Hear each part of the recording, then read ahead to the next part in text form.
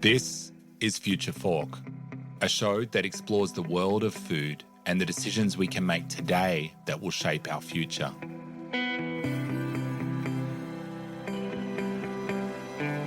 On the show, you'll hear from innovators in the food space.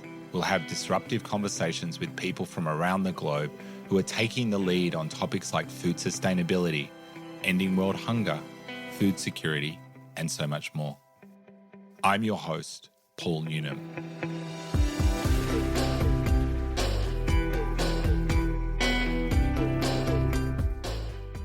In this episode, we're talking to Ambassador Ertharin Cousin, the founder and CEO of Food Systems for the Future.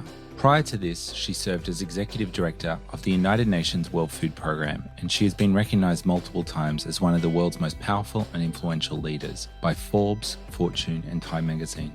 In today's conversation, you'll hear Ambassador Cousin share her journey from her early days to becoming one of the world's most influential voices in global food security.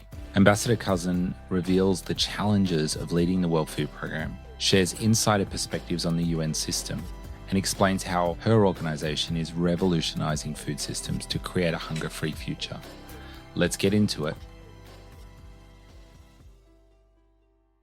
Ertharin, welcome to the show. Delighted to be here with you, Paul. So you and I have known each other for a long time. I had the privilege of hiring you. Yes, you did. When I was Executive Director of the World Food Programme. So you have known me for a long time. Yes, I have. And you've got an incredible body of work, including hiring me.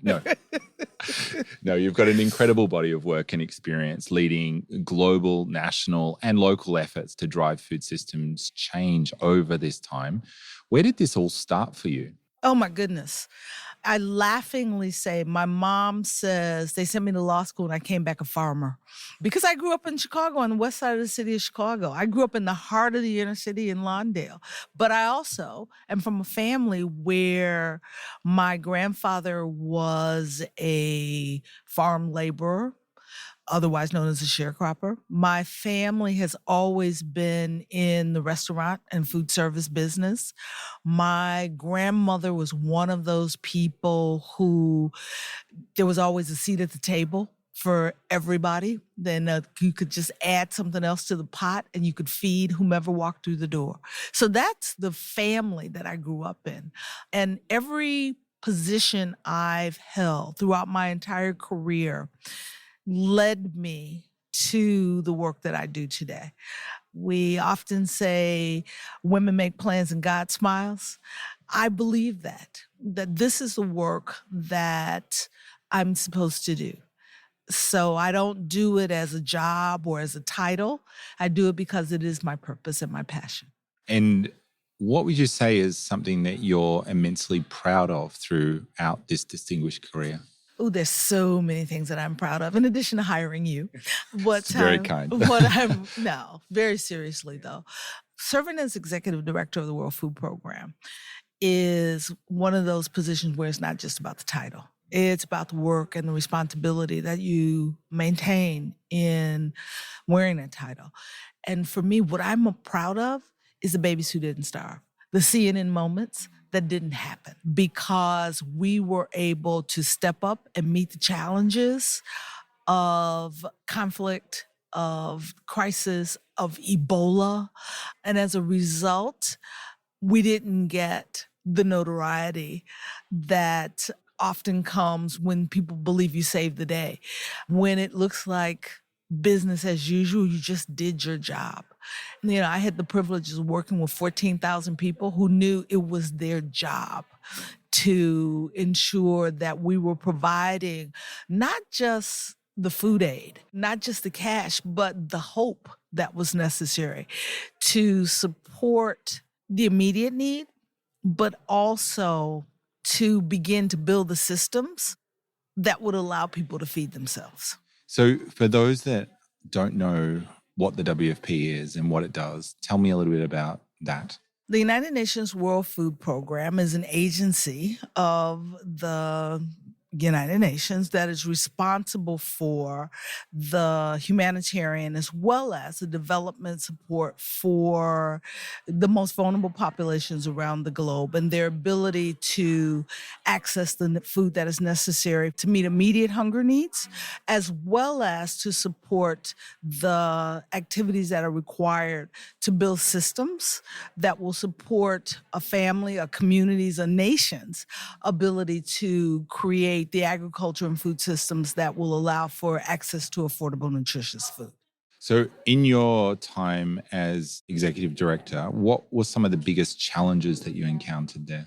Oh, the number one biggest challenge is the same challenge that they're encountering today is access to the financial resources that are necessary to meet the challenges of all of the population that you are expected to serve as the organization tasked with this responsibility. When 90% of the financing of the organization provided by governments, and governments have other priorities and that limit their ability to provide the financial resources that are necessary to support the programs that you're implementing. You can't do the work without the funding. The commitment's there, the tools are there, the funding is the biggest challenge that the organization continues to face. So, full stop, that's number one. Number two, the two drivers of acute hunger are conflict and climate. In conflict situations, you have the responsibility to provide the food assistance that is necessary to innocents. And too often, you are limited in your access to the population in need. And oftentimes it may be most of the conflicts that are happening today are intrastate conflicts. And so whether it's the government or the insurgent forces that are limiting the access to the population in need, it doesn't matter for humanitarians. The goal is that we're not part of the conflict and that the work that we're doing should allow us and we should be given the access that is necessary. And too often you hear the term food is a weapon of war, and the limiting humanitarian access to those in need is oftentimes the response that the belligerents, whether they are on what side they are on, will often use to limit the access of those who are delivering the food assistance. So, being the leader of the World Food Program at that time, how was it to feel accountable for delivering food to so many people around the world? Being accountable, you very quickly realize that it's a big old responsibility. But the good news is that you have 14,000 people who hold themselves accountable for doing the work.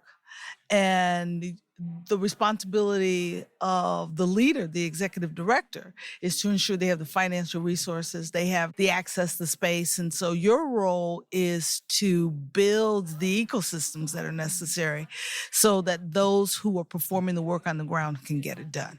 And when you recognize that that's your role, it doesn't make the task any less daunting, but it gives you the ability to put one foot in front of the other and keep doing the work that is required so that those folks out in the field can perform the oftentimes miracles that they do on a daily basis. Is there anything in your conversations around the world that you're always surprised that they don't know about the WFP and the UN?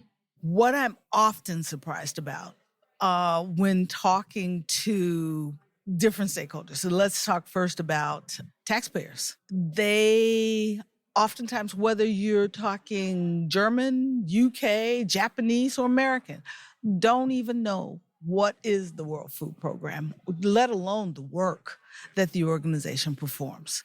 And so I think much of my time as executive director was spent talking to as many audiences, doing as many interviews as I could to help people understand the positive impact that their taxpayer dollars were having on the ability of this organization to perform. And I'll just add also, even the government officials, policymakers who know the work of the WFP and, in fact, support the work of the WFP would often say to me, but Ertharin, there's always going to be hungry people. There's always going to be these challenges. So I never took pictures with starving babies. I never took pictures with babies with flies on their eyes, bloated bellies. I took pictures, and we published pictures of fat babies in some of the toughest places in the world, because we wanted, whether they were policymakers or taxpayers, to see that progress can happen in every corner of the globe. And it's so important to have that positive view and that result of what you're really fighting for. So now you lead an organization called Food Systems for the Future. Tell us, what is it? Food Systems for the Future. When I left the World Food Program, I had the opportunity to go to Stanford as a fellow to think big thoughts and to write and to teach. And Rockefeller generously provided me with financial resources to support a landscape study of what were the limiting factors for scaling up the businesses that could actually support the transformation of the food system to making food more affordable and available. And BCG gave us in-kind support. And then I had amazing Stanford students who helped me. And out of that landscape study, what we concluded was that there were businesses created, whether you're talking in the global north or global south, that could potentially support the access for more affordable, nutritious food, from farm gate to food waste. But many of those businesses, that there was financing that was available for them to start up. There was financing once the EBITDA became profitable. The valley of death that limited the growth of the scale up of those businesses was directly related to financing and funding that was available. And so we created Food Systems for the Future to create the policy advocacy, consumer awareness, nutrition awareness work that was necessary to support the ecosystem that we've been talking about for these businesses to thrive. We also created a pillar for providing the financing. Way too complicated. So the board gave us authority. We have the Food Systems for the Future, the Institute, which does that policy advocacy, consumer awareness, nutrition awareness work to support the ecosystem. But we've now also created a for-profit organization that is FSF Ventures, with a different set of partners that's working to raise capital to support the impact investment in those businesses that can potentially make the difference in the food systems transformation.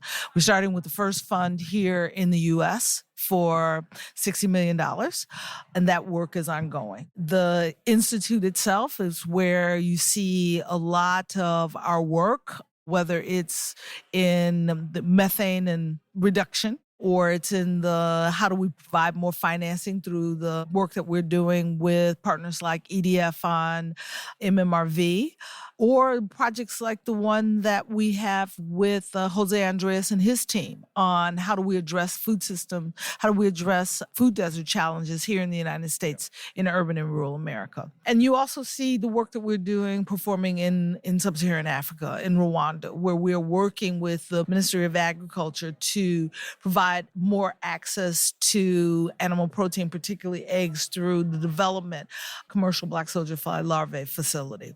So it's a broad range of projects that cover the landscape, from production through consumer awareness and what we consume and how we consume it. But the team of experts that are always focused first and foremost on how do we make more nutritious food affordable and available. Amazing, really important. And I like how you talk about the changes that you've made to the model to adapt, to see how to really scale and to drive forward. And I think this is so completely critical for us in terms of driving progress. What would you say at the moment in the next 12 months, would you see is required to enable the biggest potential for moving forward on some of our goals around food system change and SDG2, that kind of space? Sure. We know as a community of actors what's necessary for us to move forward. The challenge is, how do we create, yes, the partnerships that are required for us to move beyond just talking about what is necessary, but actually implementing the programs and supporting the businesses that can make that change. And a big piece of business, if you ask me what is the priority that I think is necessary for us to really make that change, it's financing.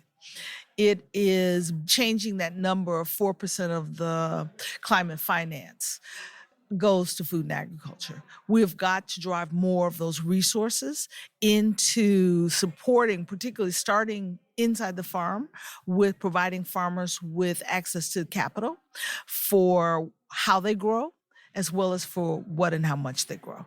Because moving farmers from conventional agriculture to regenerative agriculture, there's a cost to that. And not only a cost for the work that is performed on the farm, but also that there's a market for what the farmers are producing and a market for how they're producing. Then what we need to do is to repurpose the subsidies. There's $700 billion in subsidies. We repurpose the subsidies to growing what we need and how we need it, then it will change. Okay, I'm all about that. But I also say, where's the opportunity for us to begin to support a carbon market that will give farmers access to additional capital? What is the work that we as a community of actors need to perform to support the availability of that capital to farmers, so that those farmers that today here, let's just talk about here in the United States, where 85% of the subsidies go to 15% of the farmers. And so when you are talking about the specialty crops that we need, the regenerative agriculture that's required, that's in those 15% of farmers.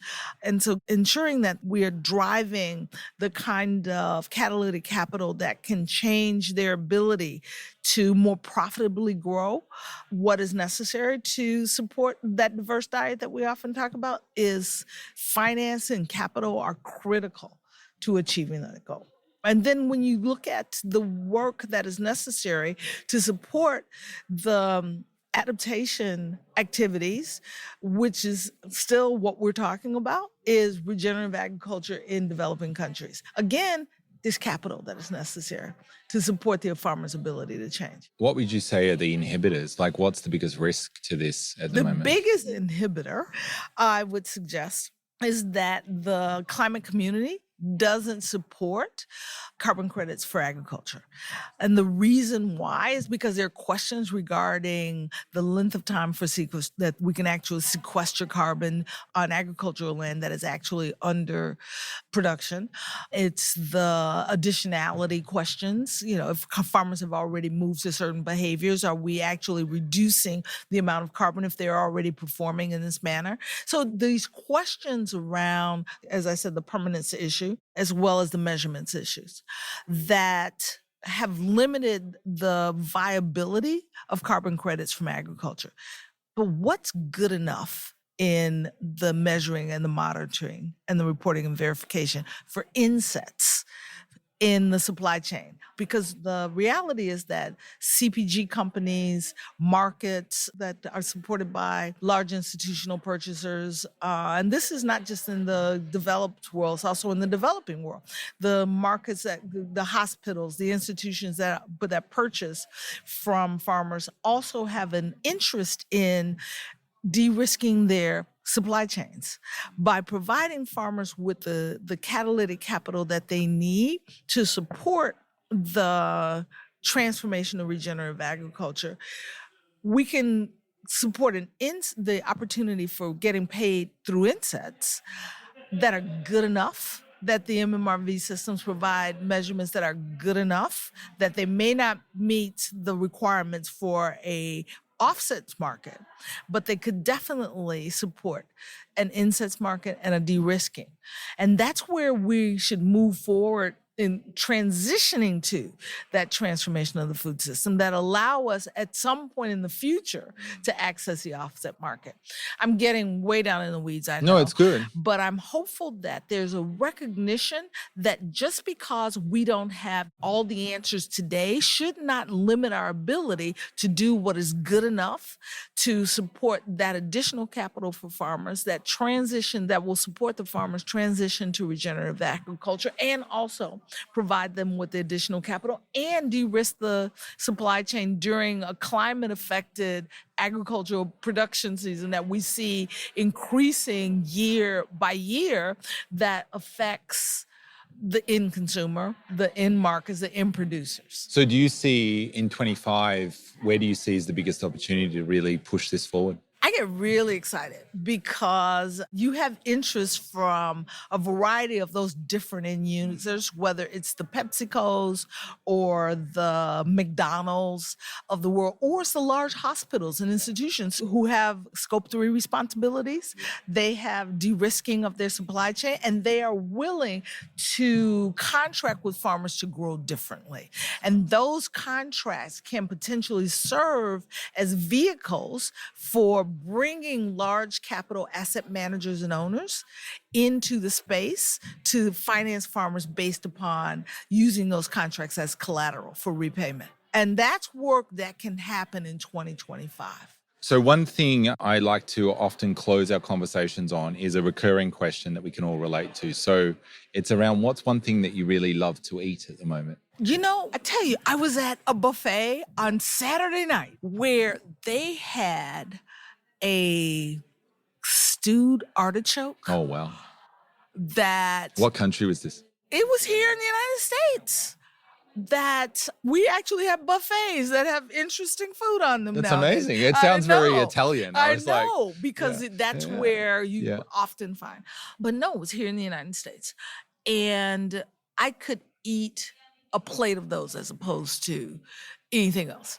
I'm not kidding. When you have, whether it's a boiled Brussels sprout with balsamic vinegar and cheese, or it's my stewed artichokes, our ability as consumers who have grown up with pretty poor diets to rediscover foods when they're cooked well will open your taste buds to the diet transition that we need to support our human health as well as our environmental health. And I am personally enjoying that journey. Absolutely. Well, thank you so much for all the work you're doing and for joining us on the show. Thank you for having me. You've been listening to Future Fork, a show that explores the world of food and the decisions we can make today that will shape our future. Future Fork is produced by Disruptive Consulting Solutions and supports the SDG2 Advocacy Hub. For more info, head to the website futureforkpodcast.com. This show was produced with strategy and production support from Wavelength Creative. So you don't miss an episode of Future Fork, make sure to subscribe to or follow the show in your podcast app. And while you're there, leave us a 5-star review. It really helps others find the show. I'm Paul Newnham, and I'll see you in the next episode.